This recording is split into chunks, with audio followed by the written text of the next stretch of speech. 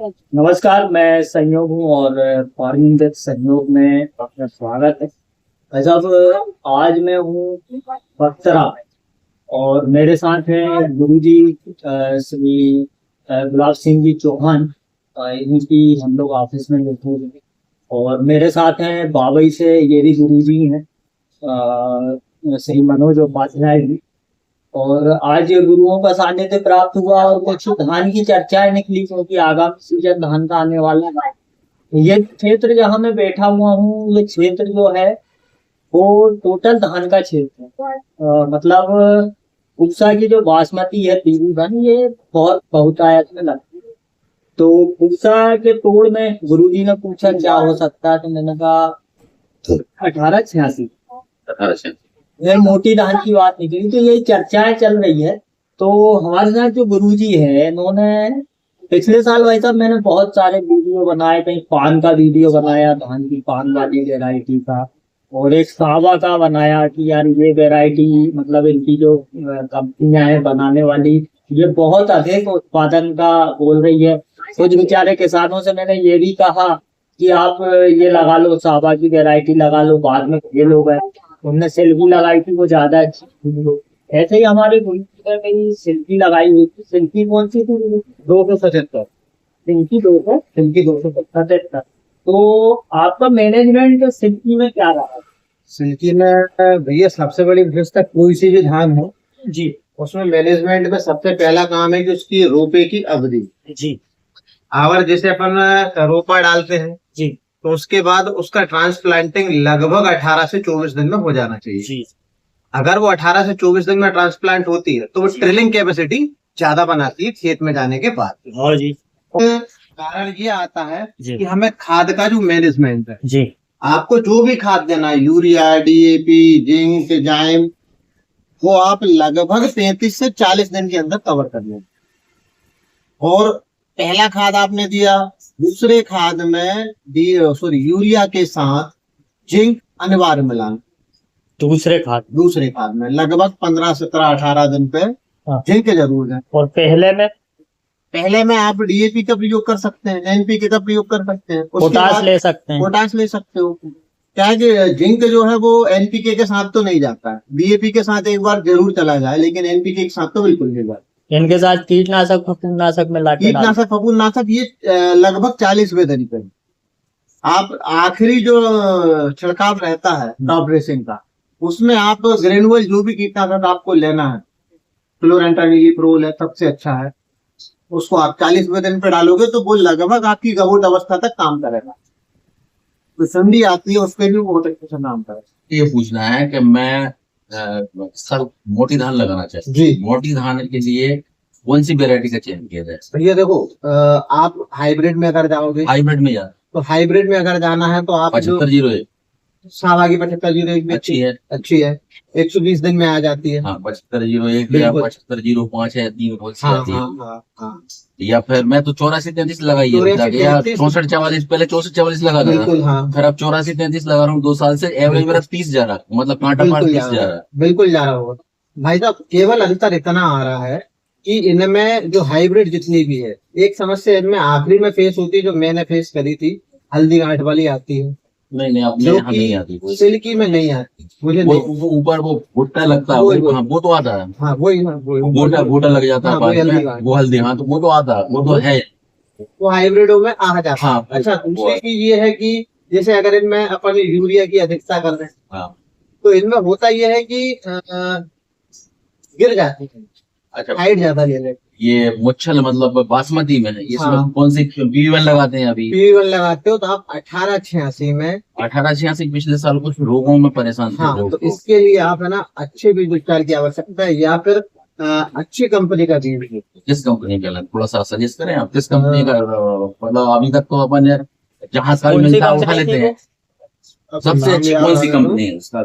वो किस कंपनी का बीज लिया है? वो 1886 लगाए थे। 1886 कौन सा था भैया जो लगा रहे थे अपन? शक्तिवर्धक के बीज में ये शिकायतें बहुत कम सुनने को, बकाने की नहीं है, बकाने की तो नहीं। और एक मैं नाम भूल गया हूँ, एक कंपनी की 1886 आई है, वो विदेश से उसका बीज उपचार आ रहा है। सिंजेंटा तो उसका तो टाइप। सिंजेंटा आप कंपनी का उसका है वो। नाम पता करके दो, सब लोगों को फायदा हो जाएगा। तो उसका खासियत ये है, उसमें बकानी 0% है ही नहीं उसमें।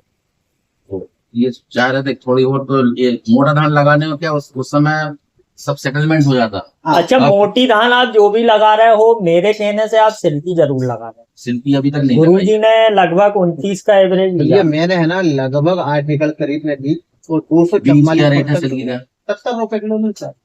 वो तो सस्ता का सस्ता, और खूब लगाओ, और 30 कुंटल तो वो भी पैदा हो रही ना, और बेचना तो सरकार अच्छा, बस की। मैनेजमेंट में भी ये कुल मिला के इतना ही रहा है अपना और अदर लोगों का, कि अपन ने लगभग 35 से 38 दिन में पूरा खाते इसमें।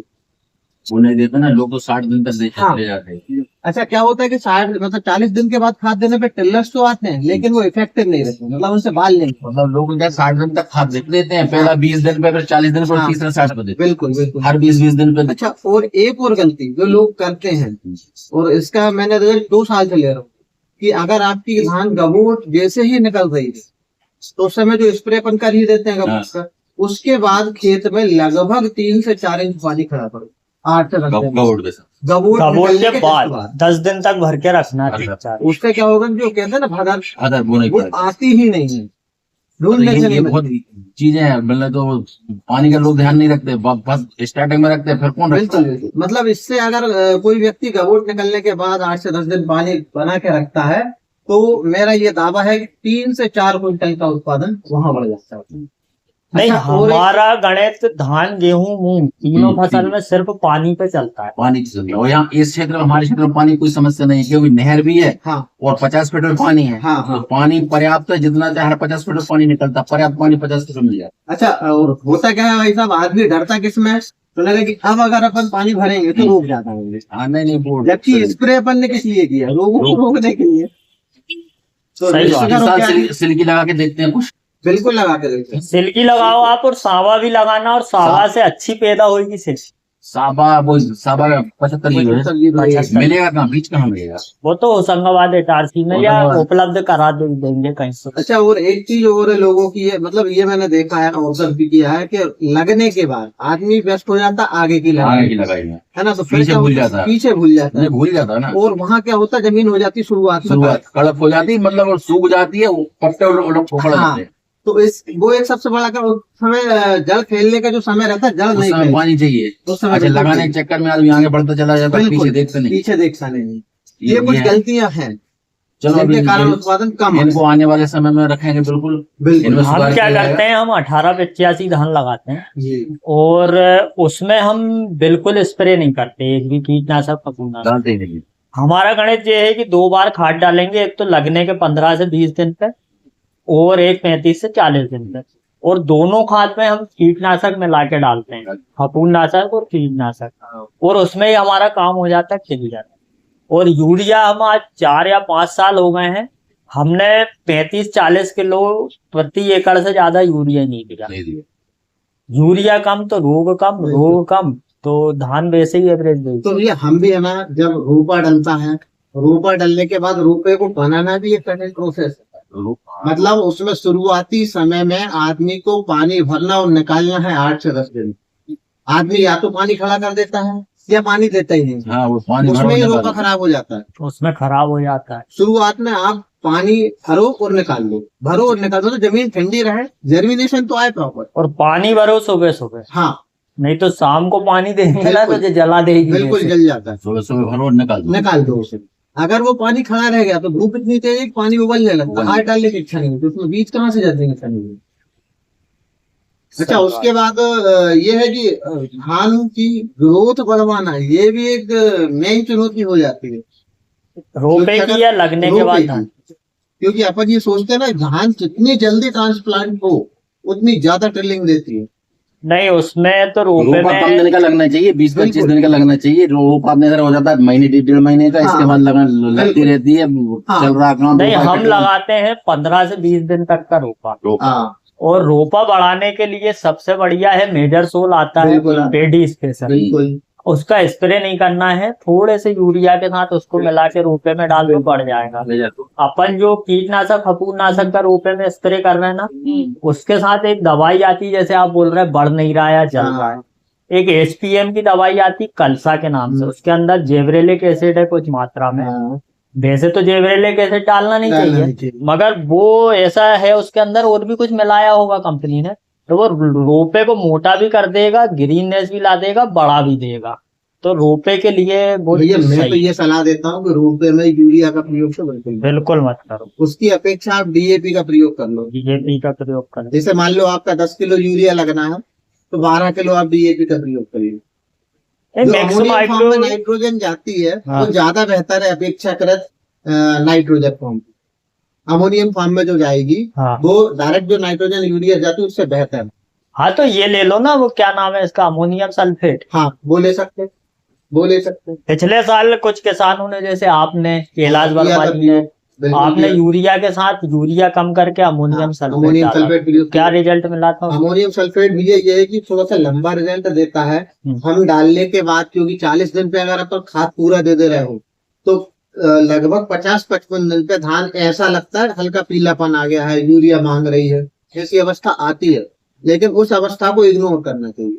और अगर अमोनियम सल्फेट डालते हैं तो उतनी मतलब नाइट्रोजन फिर भी मिलता रहता है क्योंकि वो लंबे समय तक मिलता है, वो अवस्था उतनी पहुंच नहीं पाती, वो फायदे में रहते हैं। हाँ फायदे में रहते हैं, क्योंकि नाइट्रोजन हम अगर इकट्ठी देते हैं तो पूरी मिलती थोड़ी पौधे। तो यहाँ पे अपने को एक यूरिया का ऑप्शन भी पता चल गया है। हाँ सल्फर भी नहीं देना, सल्फेट अगर आप अमोनियम सल्फेट डाल रहे हैं तो। सल्फर तो धान में जितना हो सल्फर, जिनसे ये चीजें डालो मैक्सिमाइज, नहीं मतलब इसमें सल्फर रोग नहीं आता, इसमें ऑलरेडी सल्फर मिक्स है ना।